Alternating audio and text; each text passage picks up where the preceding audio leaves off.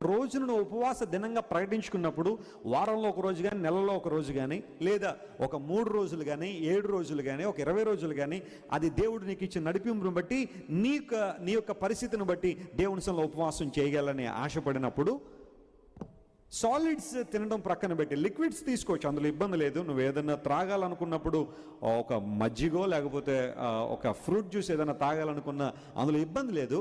అయితే ఉపవాసం యొక్క ప్రాముఖ్య ఉద్దేశం ఏంటంటే నువ్వు దేవుని దగ్గరగా రావాలి. అది ప్రాముఖ్య ఉద్దేశం. నువ్వు 6 గంటలో లేకపోతే 8 గంటలో భోజనం మానేసి మేడ మీద కుర్చీ వేసుకుని ఈనాడు పత్రిక చదువుతానంటే కుదరదు. అది కాదు ఉపవాసం. ఉపవాసం ఉన్నప్పుడు దేవుని సన్నిధిలో ఏం చేయాలి?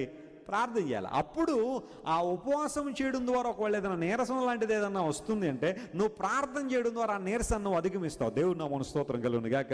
దేవుడు నీకు బలాన్ని ఇస్తాడు, శక్తిని ఇస్తాడు.